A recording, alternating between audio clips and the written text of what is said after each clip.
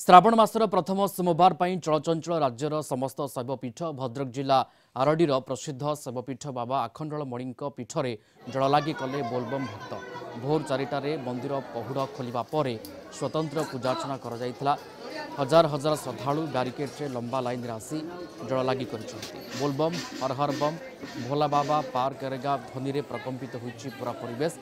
जललागि रविवार ठारू पीठरे भिड़ जमाइथिले बोलबम भक्त।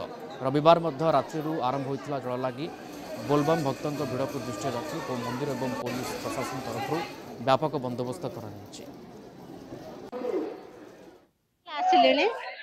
आमे बैतरणी घाटर पानी उठाऊ आसिकिना एठी ढालिबा किंतु एतिक जे आमे सुविधा जमा पाउना बिना प्याज रसुण रे अरुआन खाइकिना रहू मानसिक करिछु 12 वर्ष पर्यंत बहुत समय 2-3 घंटा लाइन छड़ाई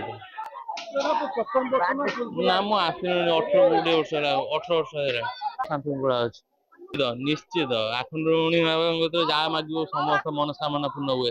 शालंदरू पानी उठैदिलु किंतु प्रबल भिड़ हम राति 4 रु लाइन देइछु किंतु जियो पिलांक पई किछि फैसिलिटी नाही। जे पिलांक माने पई जदी गोटे फैसिलिटी होंता जियो लाइन अलगा पुओ लाइन जदी अलगा होंता तले ठीक होंता। या पूर्व जिला पालक अध्यक्षतार जिला स्तर में गोटे प्रिपेरेटरी मीटिंग होता और अकॉर्डिंगली आम सब प्रकार व्यवस्था होती विशेषकर भक्तों जो श्रृंखलित दर्शन पर बारिकेडिंग सुविधा रही। सेकेंड कथा रोचे आम जो प्रति घाट सब रही मुआ घाट रोचे तीनतारा और धानखणिया से घाट गुड़ाक आमर आफ्टर सनसेट और बिफोर सनराइज गुड़ा बंद रही ओवरक्राउडिंग नहब सेफ्टी सिक्यूरीटी आम तहसिल और ब्लॉक स्टाफ डिप्लय होती।